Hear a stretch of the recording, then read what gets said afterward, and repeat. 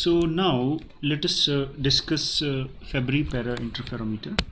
So this Fabry-Perot interferometer makes use of a multi-beam interference pattern, as we have already discussed in our previous lecture. So before we discuss the further details of this interferometer, let us first begin with its construction. What all are the various parts of this Fabry-Perot interferometer? So this actually consists of two thick glass or quartz plates. So these two are the glass or quartz plates. So depending upon what region of the electromagnetic spectrum we want to study, we may have to employ either this glass or quartz film accordingly.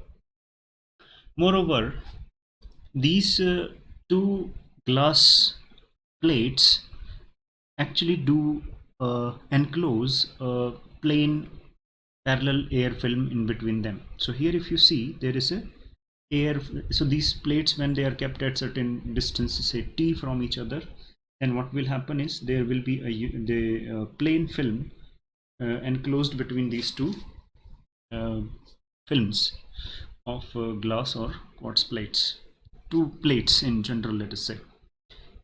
And what is done further is that to obtain a very good multi-beam interference, the inner surfaces of these films are coated or polished with the highly reflective layer. Now, why we need highly reflective layer is because in case we don't have a highly reflective layer, then what may happen is that, okay, just after a few reflection, most of the light which is entering, it may finally be transmitted, and we may not actually get the parallel beam out of multiple reflections inside this thin air film.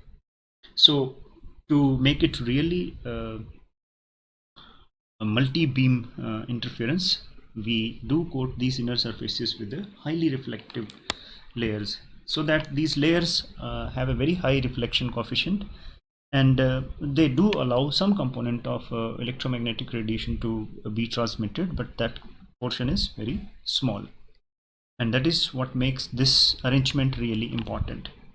Now you should ask a question that why we really need to go for multi-beam interference, right? Why is this Fabry-Perot interferometer very different than other interferometers? So we shall be coming to this shortly, but okay, let us first see its construction part. Now what is done here is that to avoid this because these are the glass plates, and these glass plates are also some sort of thin films. Of course we are saying although that they are thick, but of course they are acting like some films. So these films in itself can also give rise to interference patterns, just like this air film will give rise to. So in such case, the interference patterns, in case the film is of uniform thickness, just like here this film is of air film is of uniform thickness, the fringes which we shall be getting will be corresponding to the or those fringes will be of equal inclination, correct? Now if we make these films, these two films, in such a way that they are having some wedge angle, and those are some sort of wedge shaped films, so what we shall be doing is we shall actually be eliminating the possibility of formation of fringes of equal inclination as because of internal reflection in these films or even in this film. So that is the main purpose of making them wedge shaped films.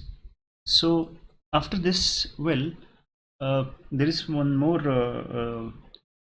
term which we usually use in Fabry-Perot interferometer, and that is the situation when the thickness of this air film is kept fixed. Suppose we have kept fixed it, the arrangement is such that it is constant and we are not allowed to vary this. In that case, this Fabry-Perot interferometer is called echelon. So you should note this. This is called echelon. Sometimes if someone says it's an echelon, means that is referring to Fabry-Perot interferometer with constant thickness of air film. Okay, fine. And one more thing which is there here is that the source which we used in Fabry-Perot interferometer is a extended source. That is what is important here, because an extended source will make the fringes which would correspond to equal thickness. So okay, say suppose this point on the source is sending and say light at some angle. Say suppose this is our optical axis, and this ray of light going at an angle theta with respect to, or theta t with respect to optical axis, and these films are such that their refractive index is I mean those are not in such a manner that they causes much change in this angle when the light rays enters into the film. So that is why this angle is kept theta here. Fine. Now main thing is that if the light coming from different parts of this source, as long as they have equal inclination, say for example this is another point on the source, and from here a light falls on this point making same angle, say theta t. In that case, all those light rays which actually have equal inclination onto this air film shall lead to the interference fringes of equal inclination. We already have discussed them earlier as well, so I don't need to go to details of those things here, but fine. I mean, so this thing I mean wedge shaped nature or wedge shape of these films, glass or quartz film, makes sure that we don't get the overlap of the fringes because of these films here on the screen. Then of course because the transmitted beams actually coming out of these plates shall be a set of parallel rays, and those parallel rays, when focused with the help of a lens onto its focal plane, then of course at a point P we may get an interference pattern, and depending upon the condition we will actually find out set of constructive and destructive interference.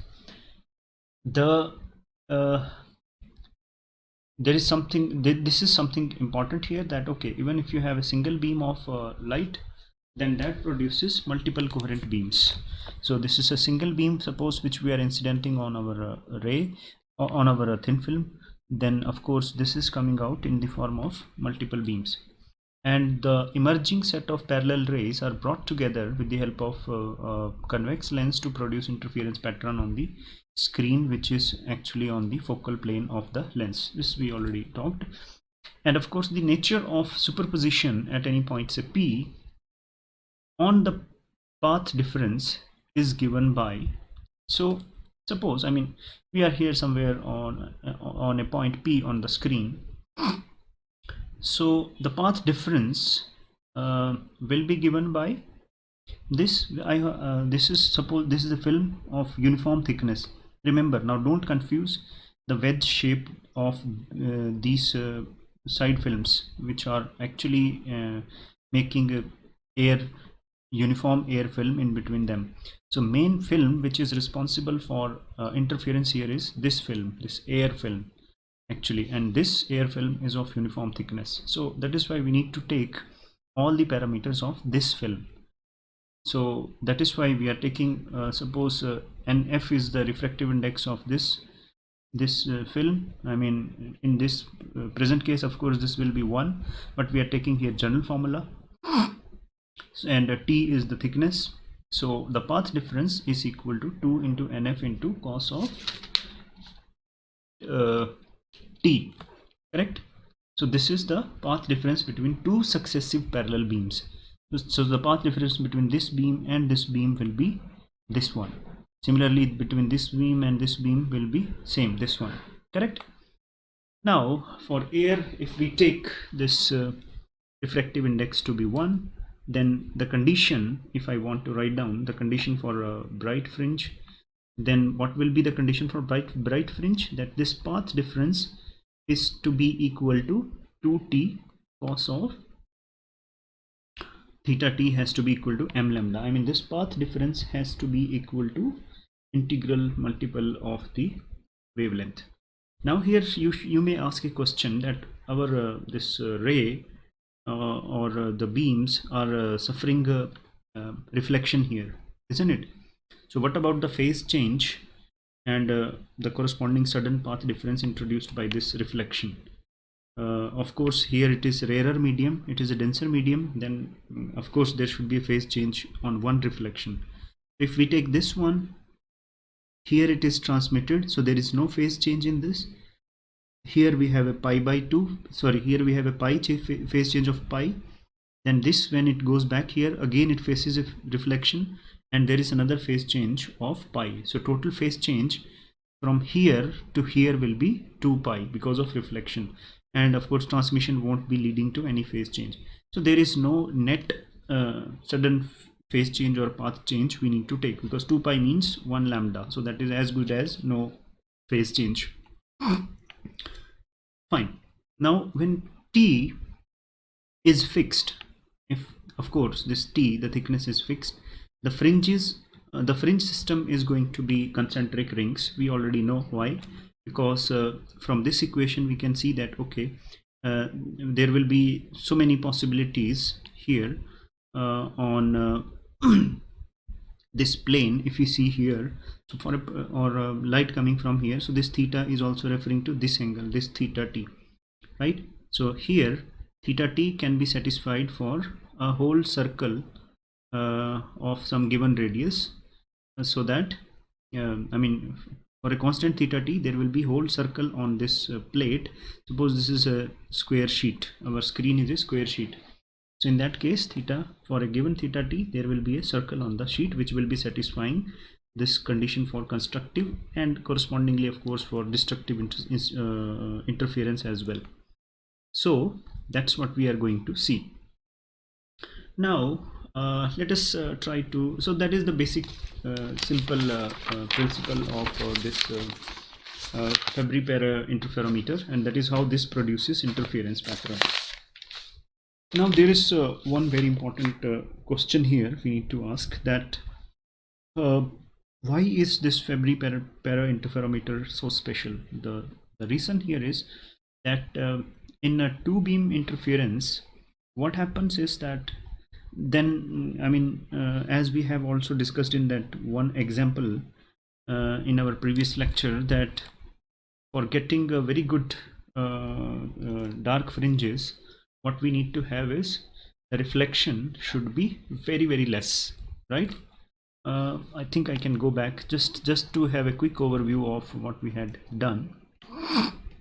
Yes, that is where we were talking, right? For E1 to be equal to E2, this R has to be very less, right? Then and only we can have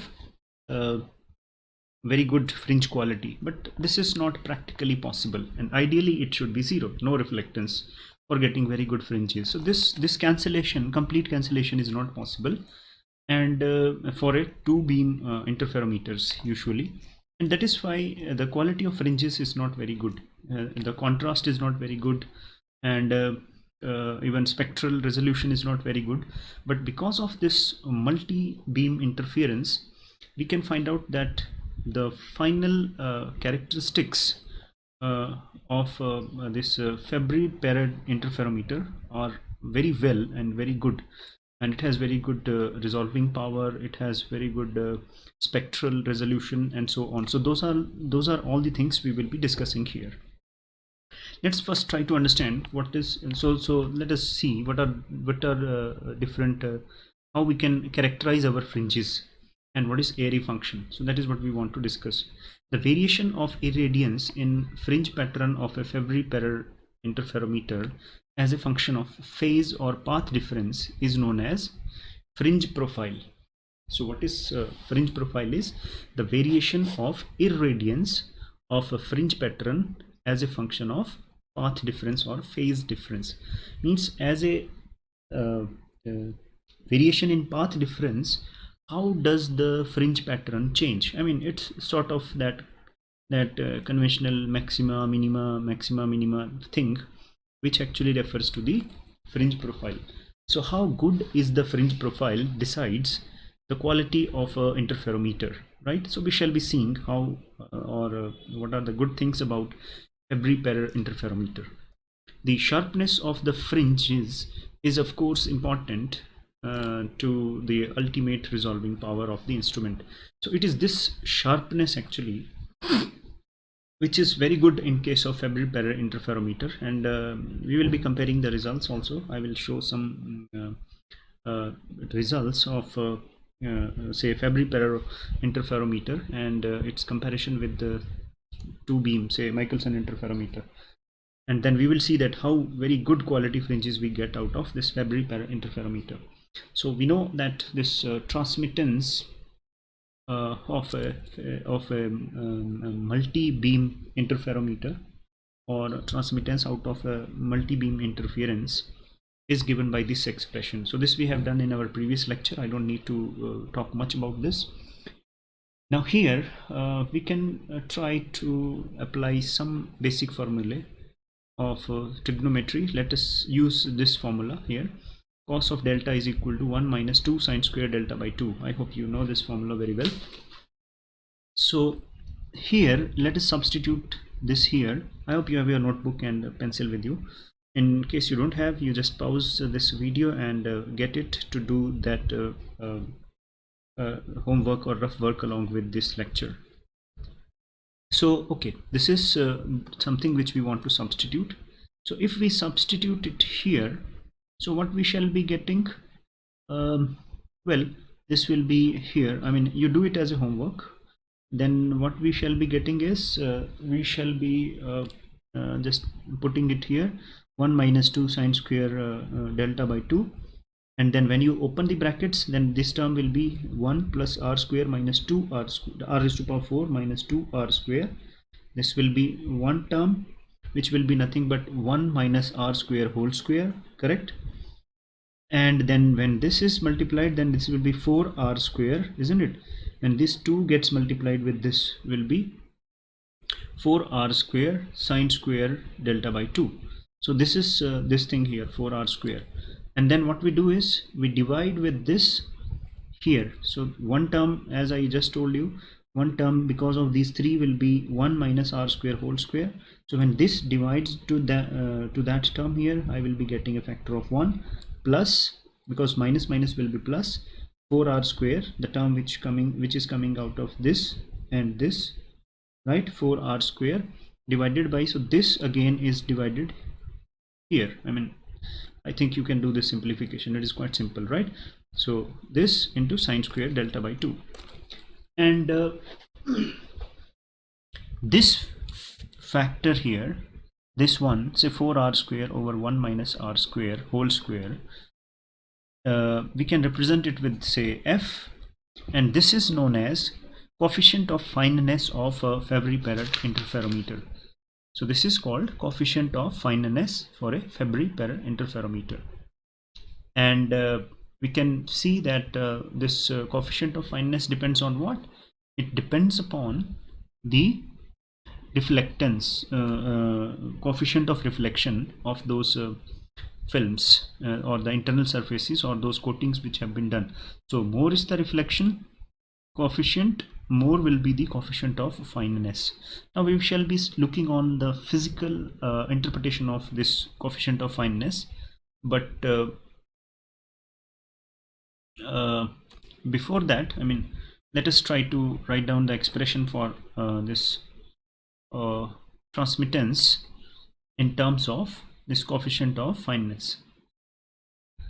Coefficient of fineness, okay. So this t is equal to this thing. This is quite simple, and this as a whole, t, is called Airy's formula or Airy's function for Fabry-Perot interferometer. So this is called Airy's function for Fabry-Perot interferometer. So this one, or written in this form, both way you can say these are called Airy function for the Fabry-Perot interferometer. Now let us come to this thing, of course, that okay, what is the physical significance of this F, the fineness coefficient of Fabry-Perot interferometer? I hope you remember what we had done in our I think one of the earlier lectures, that fringe quality, or what we call the contrast of the fringes, fringe contrast, that was equal to say maximum intensity of a particular so in this case we are taking transmitted beam, so the intensity of the maxima minus intensity of minima divided by intensity of minima, that is related to what we call the fringe quality, isn't it? So this in present context will be what? If I see here, we can see here that this IT is proportional to, of course, T, because incident intensity shall be same whether in IT max or this, I mean this will be just a constant, so this can be taken out and this finally will cancel, fine. So this can be written to be equal to T max minus T min over T min, right? Because T is proportional to, of course, IT. So now T max, suppose, is equal to 1, and when this will be 1, if we see this expression, when is T max T, I mean this T, highest value of T, transmittance, this will be 1 when this thing is equal to 0, isn't it? So in denominator, if you see, if this sine square delta by 2 is 0, then T is equal to 1. And and what about T min? T min will be equal to 1 over 1 plus F whenever this quantity is maximum. And when is it maximum? Whenever sine square delta by 2 is equal to plus minus 1. Sine delta by 2 is plus minus 1, correct? So if we substitute these values now of T max and T min, what we can find out is this is T max minus, say, T min, this one, divided by T min, this is equal to F. So this is something very important result, means our fringe contrast or fringe quality actually depends upon this F, what we call the coefficient of fineness of the Fabry-Perot interferometer. So how does this represent things physically? This is the thing here, okay? Okay, just a minute, give me. So that's what we can write down. Okay, that's fine. Now, yes, here is this transmittance, or what we can say the Airy function of a particular Fabry-Perot interferometer as a function of the phase difference or path difference. So what is this phase difference or path difference representing? It is actually representing location of a point on the screen, isn't it? The moment you change, okay, let me show here, sorry for that, yeah, the moment you change this point on the screen, what you are actually changing here, the path difference is going to be something different. Here somewhere the path difference will be slightly different. Here when you reach, path difference will be a different one. Obviously here it will be such that path difference is such that it satisfies condition for destructive interference. Here the path difference is such that it satisfies the condition for constructive interference. So means well, so this is what it means. I mean, changing phase difference means we are representing actually a location of a point on the screen.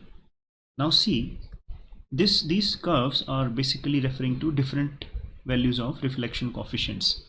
So now you can see, if reflection is very poor, I mean R is just 0.2, I mean just 20% of light is reflected, and The remaining of it is transmitted. Then this Airy function is going to look like this. Now you will say, okay, from where this came? So from where this actually came is, it is coming from here. Okay, that's a good idea. Now let me give it to you as an assignment. So this is an assignment to you, and you will have to submit it by what's the date today? Date today is 23rd. So you have to submit it by 25th evening. So what you have to do is you have to write down a Fortran program in which you have to write down, say you have to take different values of R and then define F, correct? So first you say define R is equal to 0.2, then you have to calculate F, and then for different values of delta, which is our x-axis here, isn't it? This is nothing but the x-axis. So then for different values of delta you have to calculate t. So you will have a particular value of R fixed, and then you will be getting t for different values of delta here, and then that is how you can get a plot here. So then you will first you will get, say R is equal to 0.2, this is one plot. Then you take R is equal to 0.5, you should get another plot. Then you should get R is equal to 0.9, a very good reflection coefficient. So means it is as good as 90% of the light is reflected back. In that case, you should see that is how the transmittance or Airy function is going to look like. Now there is a question, what is the physical significance of this? What is the physical significance of this plot? So here, what does this represent is a sort of minima or minimum intensity. This is transmittance, of course. So here, whenever phase difference is 0, means there is no path difference, means condition for maxima. So you should get maximum intensity, say 1. Then when you are here, here is the condition for minima actually. You can check here, this is some like pi. You can check it, okay? Then this has been represented accordingly. So you can check, this is the condition for minima. So what you will see here, that minima is, if it is say 100%, then minima is not, if bright fringe is say 100%, dark fringe is not totally dark, the intensity is not 0 there, it is something like, okay, 85 or 86%. So you will be seeing very hazy fringes where this maxima and minima are not very well what you can say resolved, right? So if reflectance is 0, you will see this will be a uniform line, there won't be anything on the film, I mean there is no interference at all. But if you increase the reflection, you will see reflectance, this is reflection coefficient. So I also give this as a question to you, what is the difference between reflection coefficient and reflectance? So you try to scan and then find the answer. In case you don't find, let me know. So this is for 50%. So in that case you will see now that, okay, there is the fringes are of very good quality. Here on fringes will be broad, right? Here the fringes will be sharp for 50% reflection coefficient, and the dark fringes are relatively very much darker. But the things are really very interesting when we go to a reflection coefficient of 9.9 or 90% reflection. In that case, we will be seeing very fine bright fringes, and these are our dark fringes, which are just like close to 0 intensity, correct?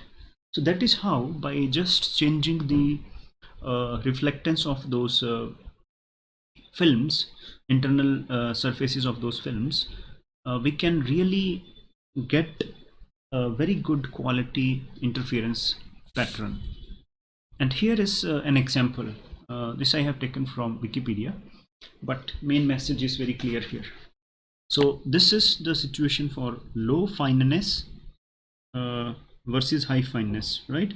So low fineness means reflection coefficient is very less, so fringes will be very broad, hazy kind of fringes. Darks are not really very dark, I mean, and the borders are not very clear.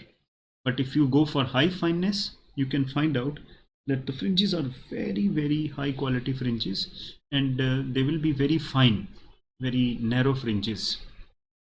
So this is a very good aspect of uh, Fabry-Perot interferometer. Now this is what on the basis of what this has been obtained. So this is for 4% bare glass. The reflectivity is 4% in this case, and it is 95%. So now you can see the difference, the quality of the fringes. And then accordingly, of course, the resolving power, which we are going to see shortly, and other parameters like spectral resolution, all those things are definitely going to be better for this case. Now let us define resolving power of a Fabry-Perot interferometer. So if we have two closely spaced wavelengths in a Fabry-Perot interferometer, if we incident two closely spaced wavelengths on Fabry-Perot interferometer, so what we shall be finding is that both the wavelengths shall be given two set of interference fringes, circular interference fringes, and if the wavelengths are close to each other, of course those fringes are going to be also close to each other. Now this resolving power actually refers to the minimum separation between the two wavelengths, which can be resolved with the help of a Fabry-Perot interferometer. And to see that, we can apply this very basic criteria which was proposed by Relay, but we won't be using exactly the Relay criteria to find out that resolving power. So basically, suppose that this is the maxima in the interference pattern coming because of one wavelength, say lambda 1. This is transmittance, of course, and then this is the maxima coming because of second wavelength, say lambda 2. Now what is the separation, minimum separation between the two, such that we can call them to be resolvable with the help of our Fabry-Perot interferometer. So for that, the criteria which we are using, so that is how the things are going to look in case we have two closely spaced wavelengths. Now this may be, say, one maxima coming from one wavelength, maxima coming from other wavelength. So basically, what is the separation between two wavelengths based upon which we can see, okay, these two are resolved from each other. If the two wavelengths are so close, then it may happen that this maxima is almost overlapping over this one. Then in that case, we can't resolve those two wavelengths. We won't be in a position to tell yet that the interference pattern is coming because of two different wavelengths. So that's what we want to address here, is that what is that minimum wavelength gap. And for that, what we define is that, okay, now see, this is how the peak uh, the intensity of light on a peak varies on an interference pattern. So you have a maxima on the peak where, say, suppose whenever the phase difference is 0, you will be finding a maximum, isn't it? And when phase difference is increasing, what happens is that this maxima will start to decrease. You should recall that expression for t, and then I have given you an assignment as well to plot t as a function of delta. Then you can see, okay, that is how we can see. Now what we say is that let us define this width which we are saying or defining as phase interval or delta c. How it is defined is, it is nothing but half width at half maxima. Means it is the width of, say here is the maximum, intensity is decreasing, right? So the width of this when the intensity has gone to 50% of its maximum value, so that is called half width. And the full width is full, there are two things, full width at half maximum. So full width at half maximum means it is maximum, intensity is decreasing to this side inward, and it is also decreasing to outward. So same thing, I mean, if we go inward, intensity is decreasing, if we go outward, again intensity is decreasing. So this is called full width at half maximum. Delta C, what we are saying is, okay, let us say this is half width at half maximum. So this is at least the minimum separation that must be between the two maximas appearing because of two different wavelengths, so that we can say that those two maximas are coming because of two different wavelengths. So if we use this definition and use that formula defining T, so what we have to do is to define delta C, we have to obtain, we can obtain from this, we have to put T is equal to 0.5 because that is half width at half maxima. And when T is 0.5, then delta is equal to delta C. That's the basic defining uh, definition for this. So if we put these values, we can find out that sine of delta C over 2 is equal to 1 over under root f. So how this has been arrived at, here we have put this to be 1 by 2, and here this has been put to be delta C by delta C, and then of course by 2, which is already there. Then we cross multiply these two equations. This 2 sitting here 1 by 2 goes here, and this comes here. So then we rearrange the things, and then from here we can find out that sine of delta C by 2 is equal to 1 by under root of f. So this defines this say phase shift phase interval. Now since we have seen in our previous slide that this delta C is small. Why this is small? Because the fringes in Fabry-Perot interferometer are really very sharp, very small. They have very small width.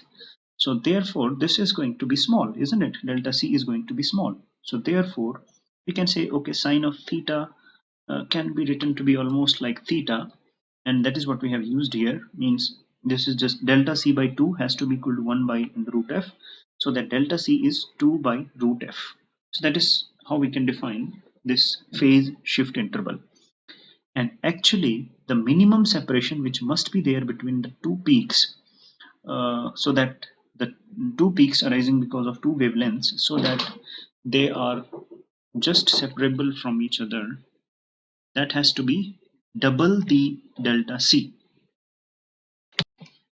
Why so? Because if the two peaks are separated from each other by distance, by separation less than this one, say delta min, which is 2 times delta C, then those two peaks cannot be resolved as per this say basic criteria. So this peak is here, suppose this has a maxima here coming from second wavelength. If the minimum distance between them must be equal to FWHM, so that we can separate them from each other. Fine. So that is why this delta min has to be 2 times delta C for us to, or for the instrument to be able to resolve these two peaks from one another. And now we know the basic definitions, that what is delta? Delta is equal to K times path difference, and the path difference is equal to this, and you know the path difference is equal to sorry, we know this one, what you call this, yeah, refractive index, for because this is a air film, so refractive index has to be 1, so that delta is equal to 4 pi t cos t into 1 by lambda. So why 4 pi? Because k is 2 pi by lambda. If you substitute k and the value of this one here, we will be finding this delta has to be equal to 4 pi t cos theta t by lambda. So that if I write down delta of this phase difference, this is just variation or change in phase difference. This delta is not path difference, so this is just as you used to do in derivative or taking differentials. So this is variation in phase difference has to be from this equation. So this is constant, this is fixed, this is fixed, theta t is fixed because we are talking of a particular maximum, and these are the fringes of equal inclination, so theta has to be fixed. And for two wavelengths, even the theta doesn't change much because those two set of fringes are close to each other, right? Since the wavelengths are close to each other. So this has to be delta of 1 over lambda. And you know what is variation of 1 over x? So this is equal to 1 over x square into delta x. So same thing, we have used here the formula for derivative. So this is over lambda square into delta lambda. So this variation in phase is equal to this formula times the variation in wavelength. From here we can write down that what is the variation in wavelength. The variation in wavelength is equal to or corresponding to this or minimum variation, minimum separation between two wavelengths, so that we can just resolve them with the help of our Fabry-Perot interferometer can be obtained from this one. So here what we have done is just rearrange the things, taken lambda here. So this is delta lambda. So we have to put corresponding to minimum this one. So this is delta, this is del of delta minimum. This is 4 over under root f. So we substituted here 4 over root f and then take things to this side. So lambda square, this 4 comes down here, so 4 will cancel with this. So just rearrangement of things will lead us to delta lambda minimum is equal to lambda square over pi under root of f into t cos of theta t. Please note this t is not inside the square root here, it is outside the square root. Now you know that the fringes when we are looking for bright fringes, then what is the condition for bright fringes? This is the condition, this 2t cos theta t is equal to m lambda means the path difference must be integral multiple of wavelength. And then from here we can find out what we can just put the value of cos theta t from this equation. So cos theta t will be equal to m lambda over 2t. So now I'm putting cos theta t here in this equation. So I will be finding delta lambda minimum is equal to 2 lambda over m pi square root of f. Just rearrangement of things, substitution, I'm sure you can do. Now we can define what is called resolving power of our interferometer. The basic definition of resolving power is lambda over delta lambda minimum. So resolving power, if I put the value of delta lambda minimum in this equation, then resolving power will come out to be equal to pi by 2 m under root of f. Just substitute this 2 lambda will come here, lambda will cancel this will go in the numerator, so you finally will find out this thing. Fine, that's the resolving power. Now for resolving power of an interferometer to be maximum, what we should have, the order must be large, isn't it, m. And when is the order maximum? I hope you will be able to recall our previous lecture where we were discussing when is m maximum. M is maximum at central fringe, right? So means close to center the resolution is highest because the order is largest there. And the second thing which we can use to tune this what you call resolving power is coefficient of fineness. So if you, this is f, so for getting high resolving power we must have a high coefficient of fineness. And what does this depend upon? Of course we have seen in the previous slide, coefficient of fineness depends upon coefficient reflection coefficient, right? So that is how you can tune the resolving power of this one interferometer. Now order is large means, I mean order m max, if you go back to our that same lecture where we were defining m and then another integer p, so that we get, okay, central fringe refers to a lowest integer as per our conventional definition, there we had discussed. So m max is equal to 2t by lambda. So m max,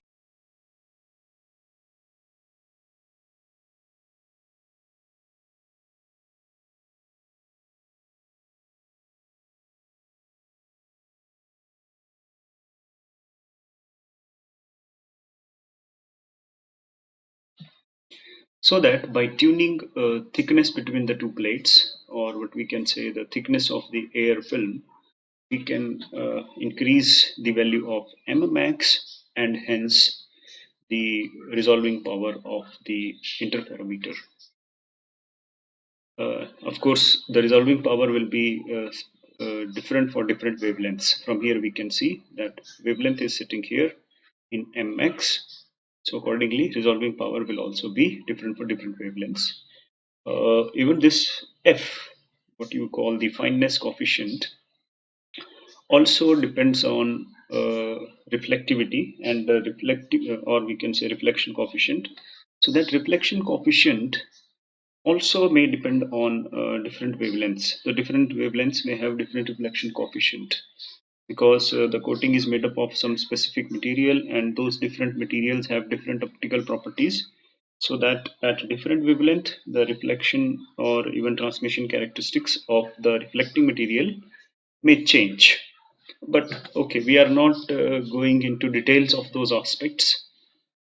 Now, since we have done basic things, we have defined resolving power, and now let us see one example with the help of which we can understand how to apply those formulae and how to define various parameters for a Fabry-Perot interferometer. So the example is like, okay, suppose we have a Fabry-Perot interferometer having a air film of thickness, say 1 centimeter, and reflection coefficient of the inner layer uh, of the reflecting layer is say 0.95. So you have to calculate for a wavelength of 500 nanometer the maximum order of interference, the coefficient of fineness, and minimum resolvable wavelength interval, and the resolving power of this interferometer. So the calculations are straightforward as such. You know what is mmax? Mmax is equal to 2t by lambda, and what is t here? 1 centimeter. So we just have substituted the value of t, 1 centimeter, so 10 to minus 2. You have to make sure that units are same for both. I mean, t, if it is mentioned, it is written in meters. So same thing we should do for wavelength. So we have done here this. Means wavelength has also been written in meters. So wavelength is 500 nanometer. So 500 into nano means 10 to minus 9 meter. So that's what we have done. So M max for this specific case will be 40,000. This is a quite high number, right? Similarly, we can find out coefficient of fineness. So if you have to determine coefficient of fineness, then coefficient of fineness will be equal to 4r square over 1 minus r square whole square. And r has been given to us and it is 0.95. So just substitution of this value here and simplification will lead you to coefficient of fineness being 380. So that's how you can obtain coefficient of fineness for a Fabry-Perot interferometer. Now next thing is this minimum resolvable wavelength. So this lambda min is equal to 2 lambda over m into pi into under root of f. So that's also the formula we have already seen. So we have lambda with us, we have m, because for lambda to be minimum, m has to be equal to m max. So that's what we have to use, m max. So this is equal to 2 into say lambda, which is 5000 angstrom. Now you will ask, okay, why we have used angstrom here? Here we had used meter. So okay, that's no problem. I mean, the result which we are getting is in angstrom. So here the units are in meter. It is a unitless quantity. So when this is a unitless quantity, then we have to make sure that values are or the conversions are done properly, so that we don't have unnecessary numerical factor. So here, even if there is a factor, that will appear in this unit itself. So that should be okay. So this will be 2 into 5000 angstrom. Why 5000 angstrom? Because it is 500 nanometer, and 1 nanometer is 10 angstrom. So that's what we have done here. So just substituting things, we will get that delta lambda minimum is equal to 0.004 angstrom. So that's the level of resolution we can obtain with the help of such a kind of interferometer, Fabry-Perot interferometer. And this resolution is a very good resolution, 0.004 angstrom. Very good resolution. Similarly, if you have to obtain resolving power, again we know what is the definition for resolving power. This is lambda over delta lambda minimum. So we know what is lambda. This is 5000 angstrom. So now here again, lambda is in angstrom, then this also has to be put in the angstroms. So that's what we have done here. So this is the resolving power for this Fabry-Perot interferometer, that is 1.2 into 10 to the power 6. So fine, having understood those basic parameters of Fabry-Perot interferometer, Now let us define one more important parameter for Fabry-Perot interferometer, and that is called free spectral range. So basically, what is this free spectral range is something like this.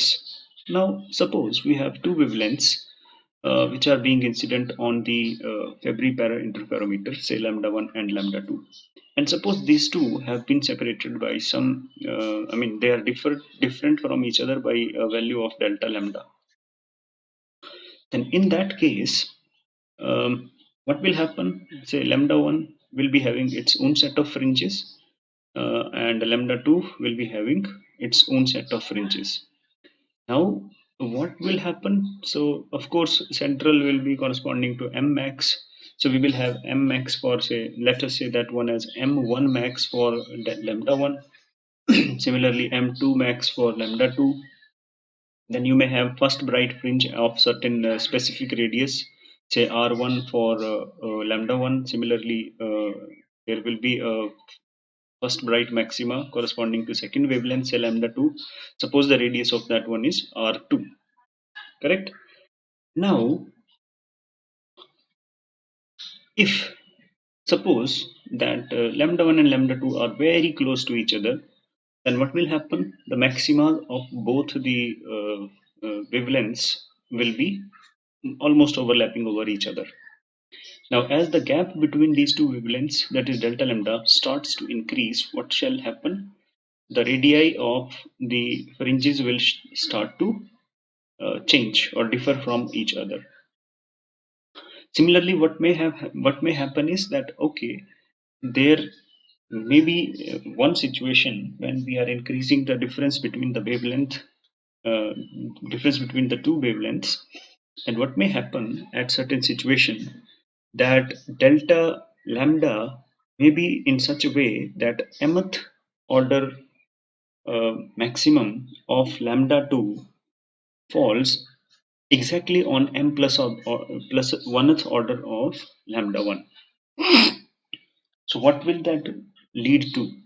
So it will be something like, okay, this is mth order of there is some say circle of or bright circle of say radius say r, which corresponds to the mth order of lambda 2, and at the circle of say m plus on 1th order of lambda 1 will also be exactly same radius. It will also be of exactly same radius. That is what it means when the radius of both the two both those orders or maximas are exactly same. What is the corresponding wavelength? That's what we want to find out. And what will actually happen at that point? At that point, we say, so suppose the two wavelengths are slightly different from each other, we shall be able to make out, okay, this is the set of fringes from one wavelength, this is the set of fringes from other wavelength. But in case mth order maximum of one wavelength is lying exactly at say 1 m plus 1th order of say second wavelength, in that case we won't be in a position to tell which fringes belongs to which wavelength, because those maximas will be overlapping over each other, and hence it is not possible to make a difference between which fringes belongs to what wavelength. So this wavelength difference between say lambda 1 and lambda 2 at which such a condition occur is called free spectral range of the interferometer. Now we want to calculate free spectral range of the interferometer. So we know in general the path is a condition for constructive interference or for maxima is equal to 2t into cos theta t is equal to m lambda. And for this condition to be satisfied, where the mth order fringe of one wavelength overlaps exactly with m plus 1th order of second wavelength, in that circumstance, what shall happen? The radius of all the fringes will be same, right? I mean radius of say the fringes arising from both the wavelengths are going to be exactly same, because those are going to overlap over each other. So if mth order of lambda 2 is overlapping with m plus 1th order, then m plus 1th order of lambda 2 will be overlapping with m plus 2th order, and so on. So they will be exactly overlapping. So in that case, this theta t will be same for both the wavelengths lambda 1 and lambda 2. So corresponding to a particular say fringe, theta t will be constant for both. And t, the thickness of the air film is fixed, of course. It is not going to be different for different wavelengths. Now, what we can, so what is going to happen? The left hand side of the two equations, if we write down this equation for both the wavelengths, but that will be 2t cos theta t is equal to m into lambda 2, because mth order of wavelength lambda 2, and the second equation will be 2t cos theta t is equal to m plus 1 into lambda 1. So since left hand sides of both the equations are same, so right hand sides must also be same. Therefore, m lambda 2 is equal to m plus 1 lambda 1. That's what is going to satisfy. And now we have to find out delta lambda. So let us suppose that lambda 2 is equal to lambda 1 plus delta lambda. And if we substitute this value here, actually, so this will be m into lambda 1 plus delta lambda here is equal to m plus 1 into lambda 1. And if we open up these brackets, simplify things a little, then what we shall find out from there is that delta lambda is equal to, or delta lambda FSR, free spectral range, is equal to lambda 1 over m. That's what we can find out. So basically lambda 1, these things can be, this equation can be solved, and we will find out that the delta lambda is equal to FSR. I mean, this is equal to lambda 1 over n. So you can try it on your notebook by giving a pause to this video. Now, of course, there is another thing which we have done, that okay, near the central fringe, the resolution is the best one, isn't it? Because there m is equal to m max, and hence the resolving power is highest near the central fringe. And for that, what we have to do, we have to actually put cos of theta t is equal to 1. Means theta t has to be close to 0 for the central fringe. So therefore, cos of theta 2 can be taken to be equal to 1. In that case, what we can do here is that this thing is equal to 1, or what we can say is that this uh, m lambda is equal to 2t. Fine. So that from here, what we can find out is that m is equal to 2t divided by lambda. So m is equal to 2t divided by lambda.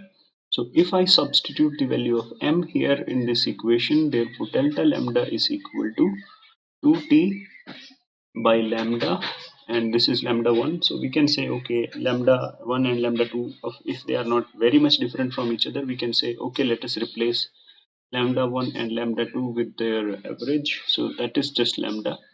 So therefore, delta lambda FSR is equal to finally lambda square divided by 2t. Just substituted the value of m from this equation by taking cos of theta t to be equal to 1.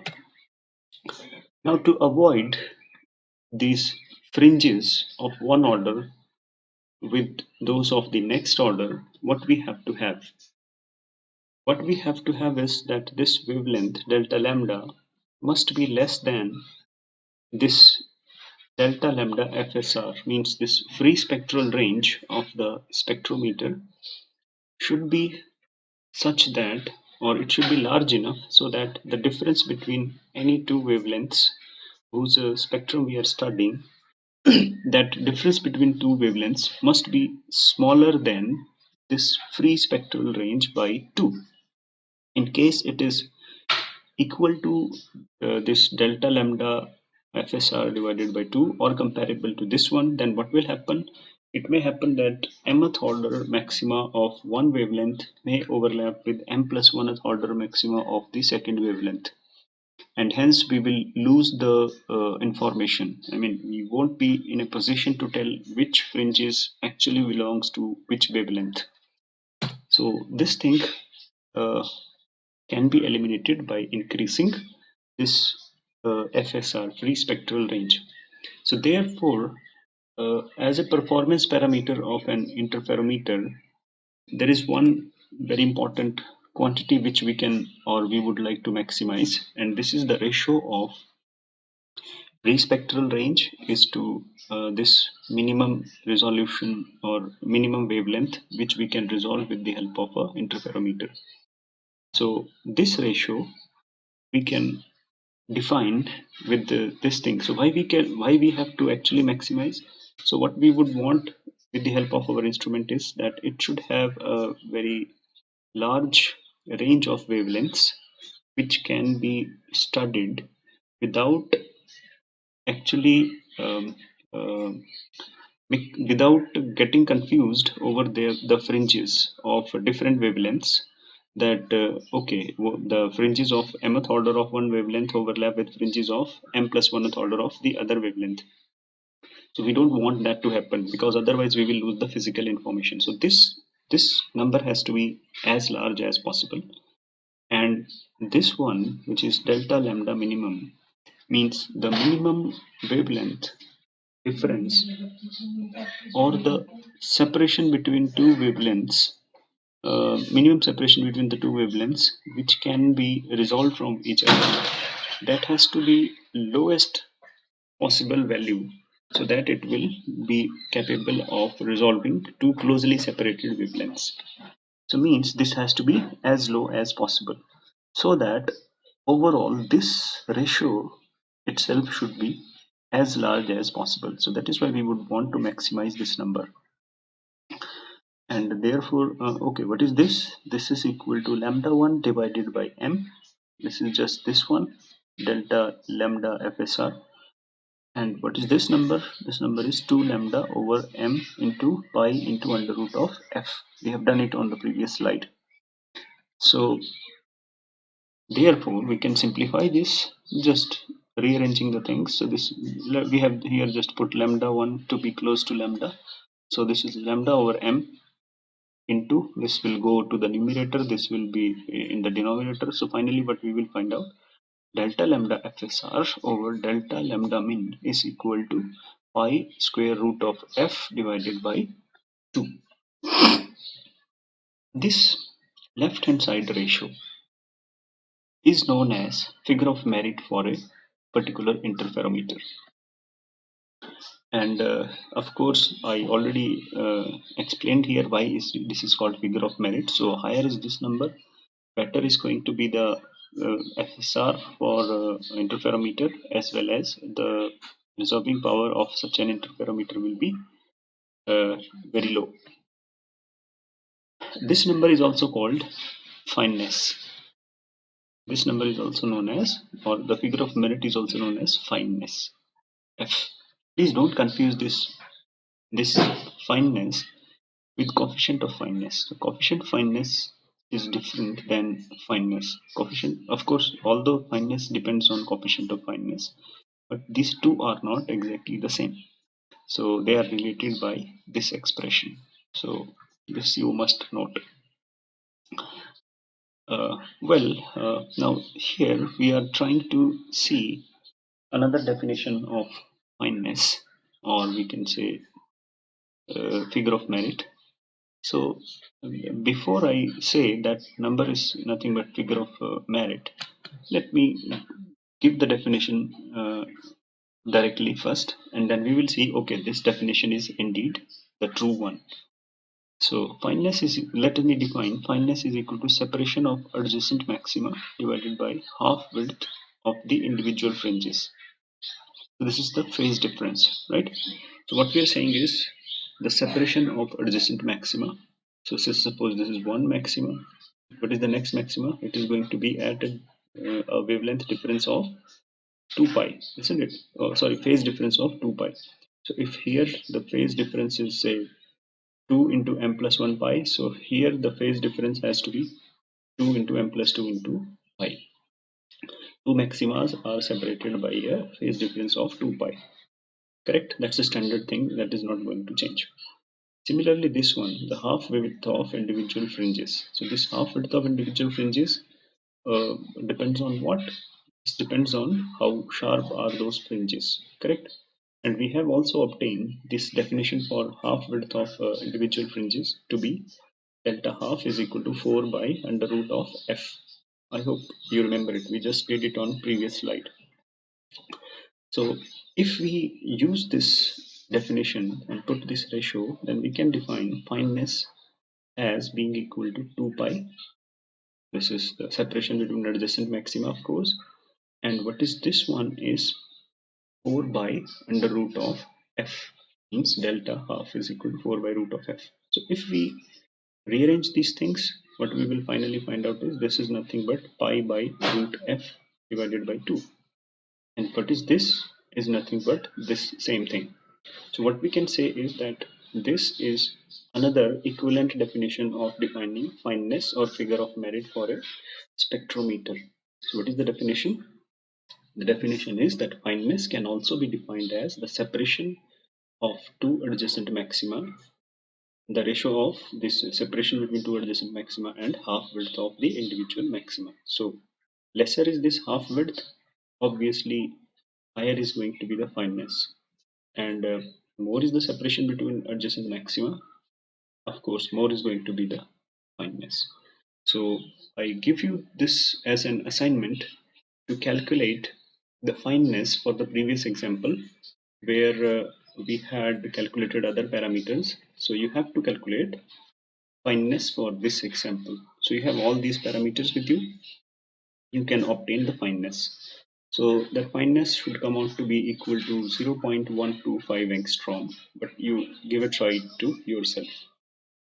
So with this, we complete this Fabry-Perot interferometer. I hope you understood this thing well. In case you have any questions, you can put your questions on discussion forum on Google Classroom. And after the end of this lecture, our this specific unit on interference and interferometry is completed. Now I will be putting up a test for you on Google Classroom, which will be maybe something like 10 or 20 questions. I will accordingly let you know. So you be prepared for the test as well. So the test will be following in maybe maximum 1 or 2 days, and then your performance in the test is going to be important. So please go through these lectures carefully, and if there are any doubts, please come back to me. You can ask me questions through WhatsApp or through Google Classroom. Thank you.